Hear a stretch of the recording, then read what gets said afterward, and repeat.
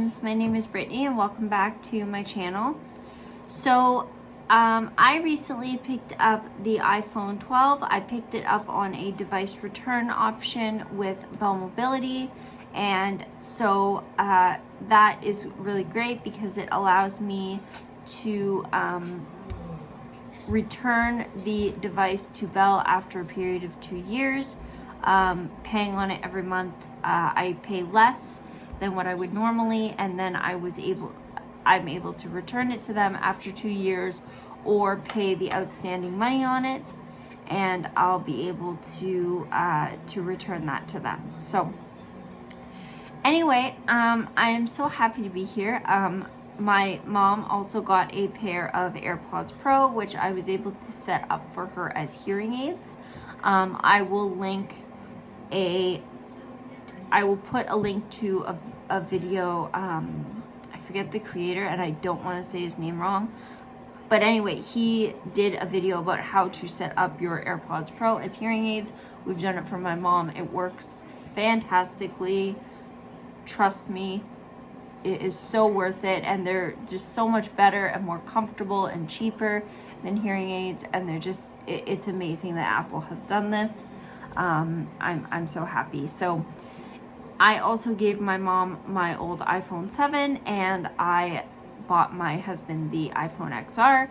So this is the first video that I am filming on my new iPhone 12 and I am loving it.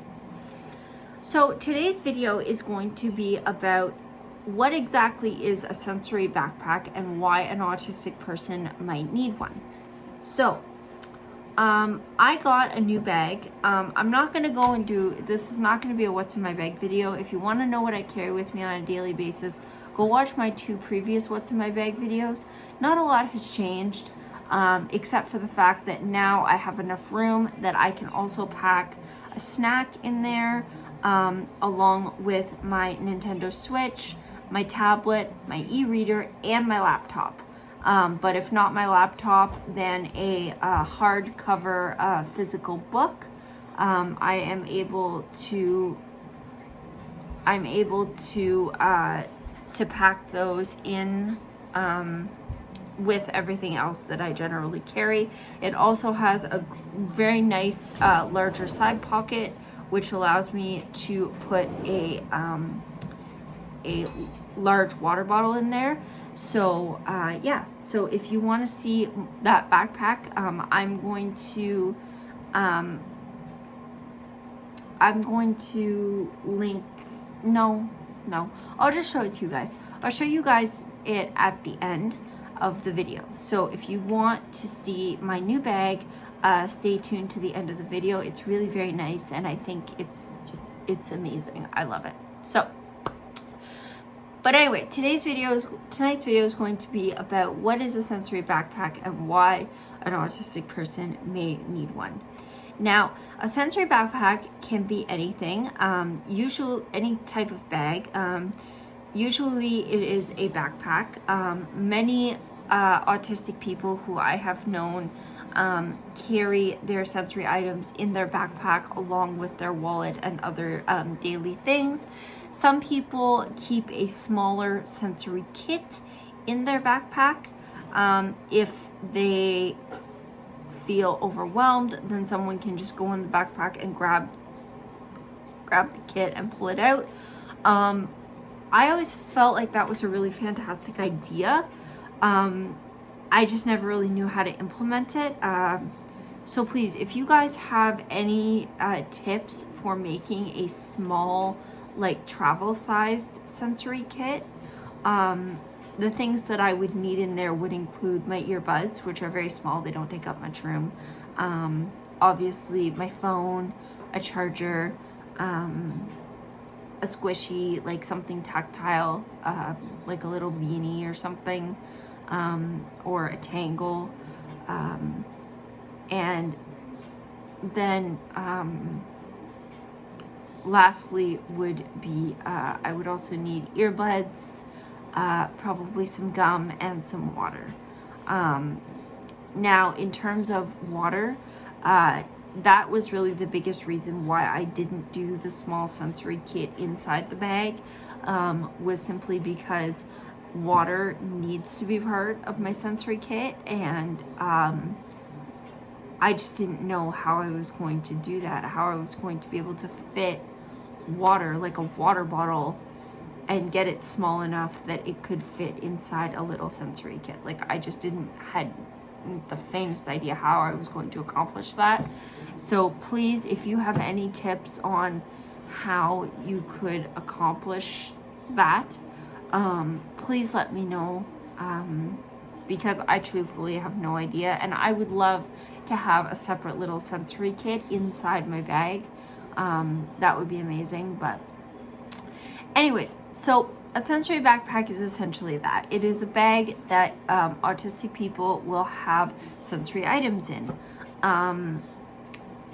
This bag or kit is often used for meltdown prevention, when out and about, coping, and it's very important.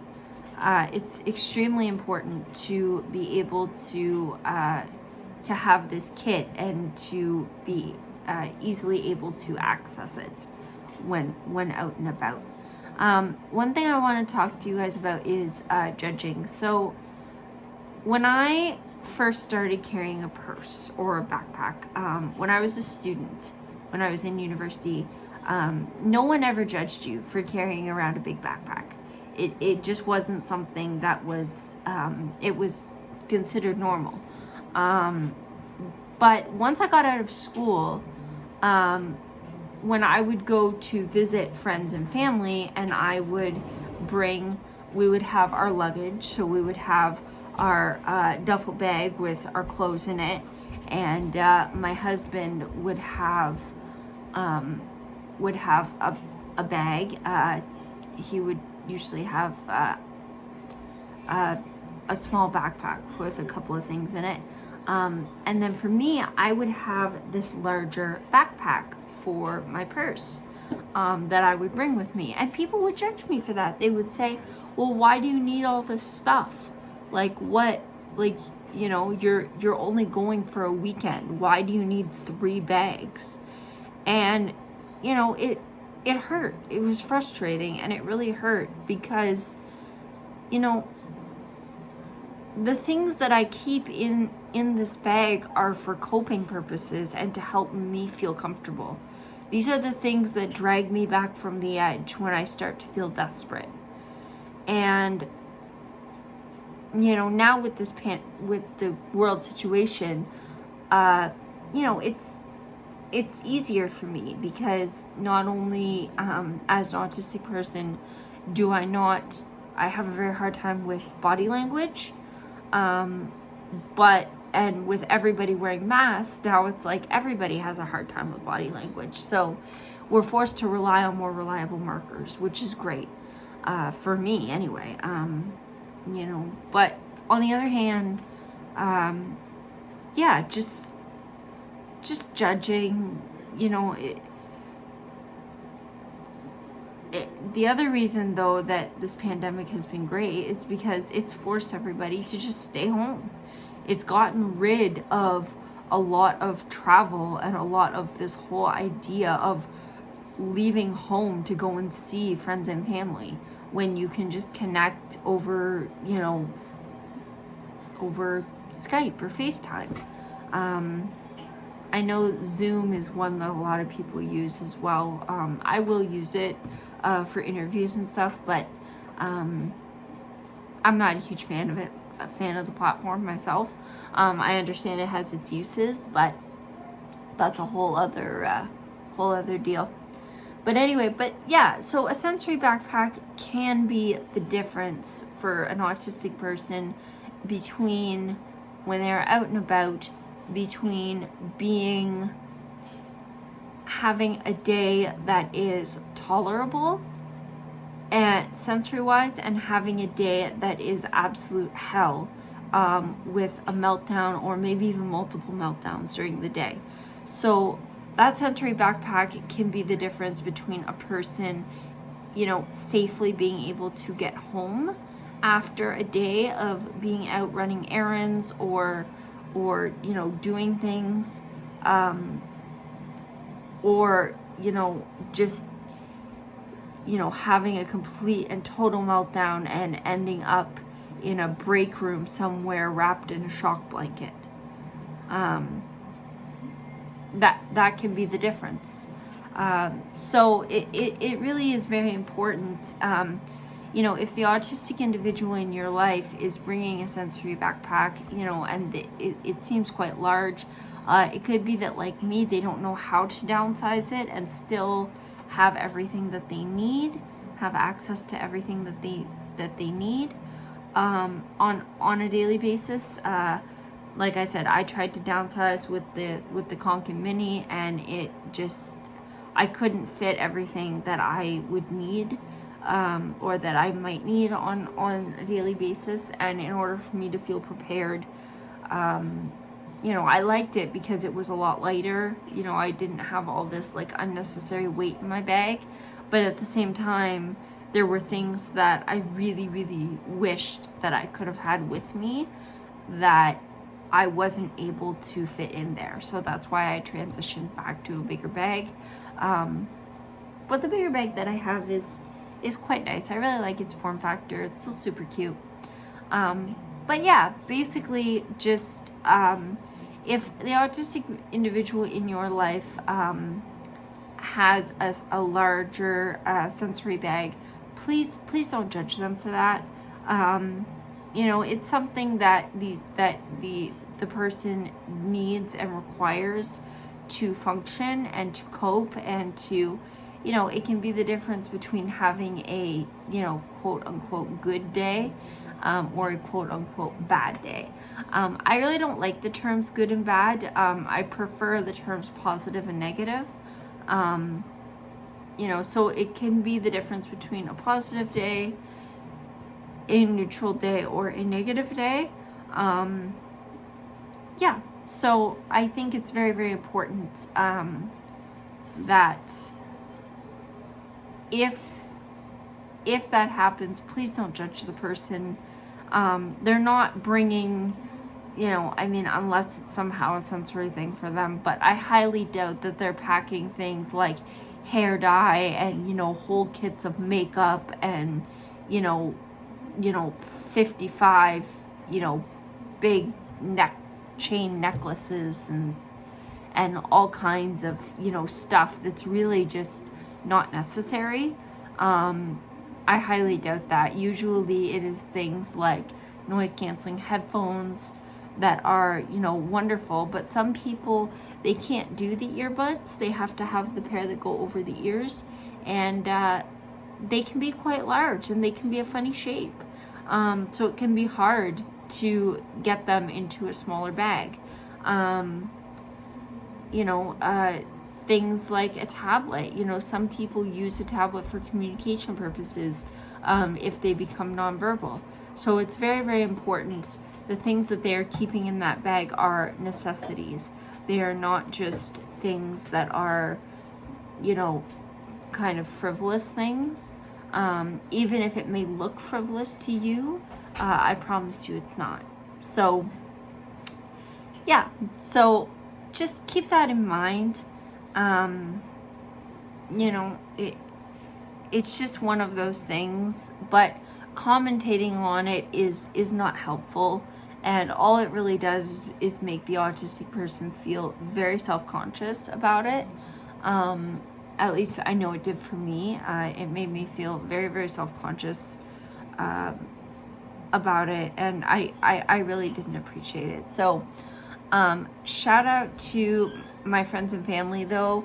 At this point, they've listened and they're aware, so they will they have come to sort of respect the size of bag that I choose to carry and not, you know, really make too big of a deal out of it. I've managed to get a bag that I think is, you know, it's a lot nicer and it's quite professional looking, I think.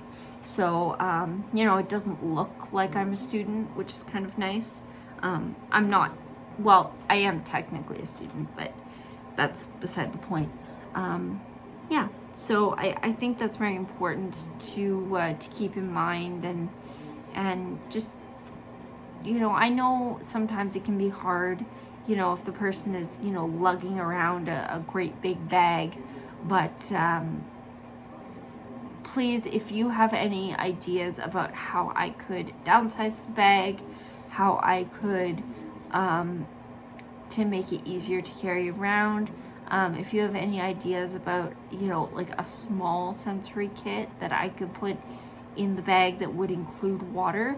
I don't know how you would make water small.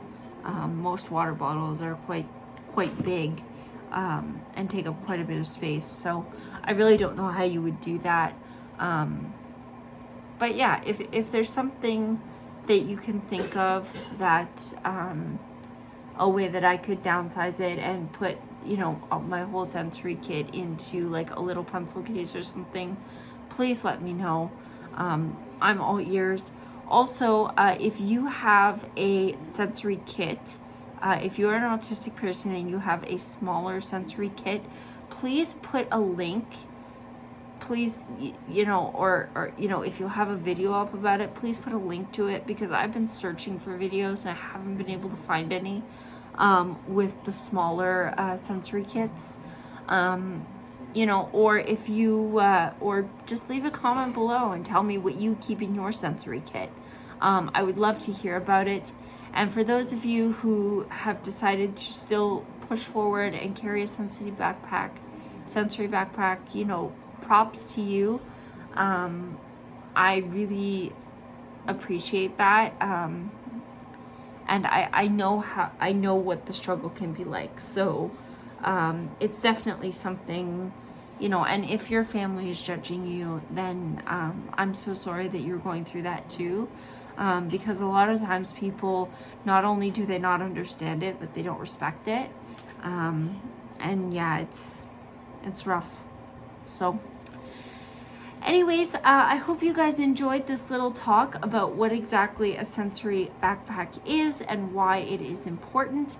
And now I'm going to finish the video off. Oh, I just wanted to show you, I found this bracelet that my mom got for me when I was little, and I can't believe it. It fits still. It's still quite big. It really didn't fit when I was younger. It was really, really big on me, but yeah, it's beautiful. It's got my birthstone, opal birthstone, and my name. Yeah, I love it. I love gold jewelry, just very simple gold jewelry. Like that's my thing. Like I love very, very simple jewelry. I've wanted to get my ears pierced actually for quite a long time, but the pain, I just can't, no. Sensory wise, I wouldn't be able to handle it. Just the whole thing, even just getting touched, even just going to get like a vaccine shot, like the flu shot, is absolutely terrifying for me. So going to get my ears pierced would be like, it'd be something, that's for sure. So no, but you can see I have my my promise ring and my engagement ring from my husband.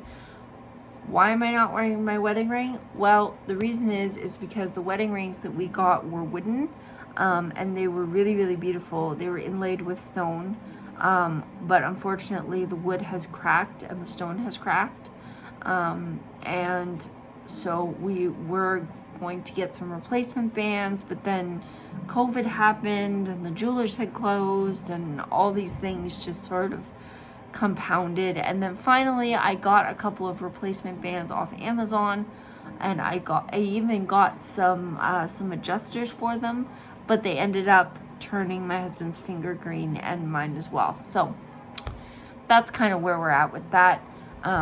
I did get a couple of spinner rings from Autistic, and I was super, super excited about them. Unfortunately, we tried them on and they don't fit, and we went to get them sized because Autistic unfortunately only sells in whole sizes, and my husband and I are half size, our fingers. So we went to go and get the rings resized, and they told us that there was absolutely no way that they could resize them because of the spinners.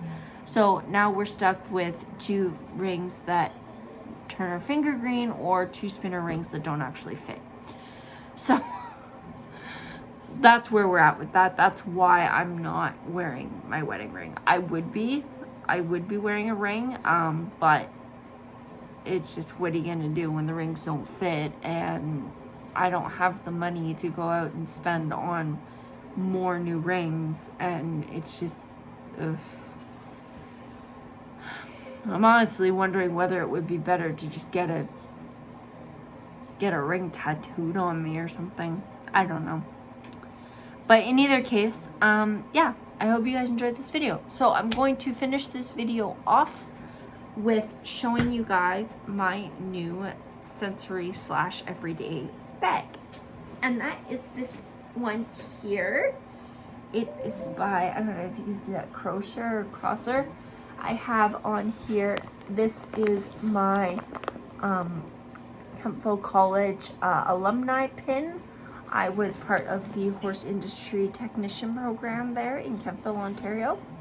This is the pin that I received in the Infinity Sun Chapters Indigo book box. And this was the pin that I received in the Diamond City Chapters Indigo book box. So yeah, I am going to be collecting pins. I would love nothing more than to cover the whole front of this bag in pins. I just think they look fantastic. So then if we look on the inside, like you can see that. Pull that back. You can see that's everything kind of that I keep on the inside. One thing I really like about this bag is if you look there, you can see like there's a little thing that there, a little symbol, it says for laptop. And then there's another one down here that's for tablet. So this is actually the tablet pocket. That's where I keep my iPad. With a slim case, it would still fit in there. And then in this laptop pocket, I either keep my laptop or I will have a hardcover book.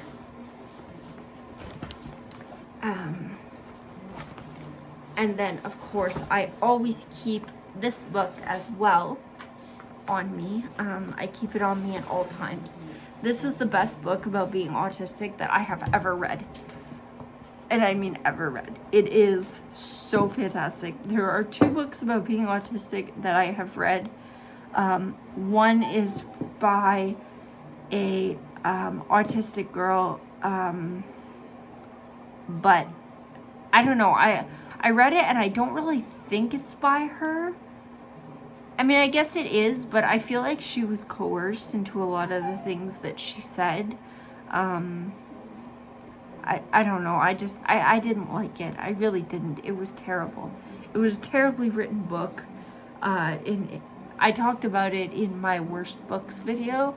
Yeah, it was my worst books. I think it was the worst books I've ever read video. Yeah, it was just a horrible book.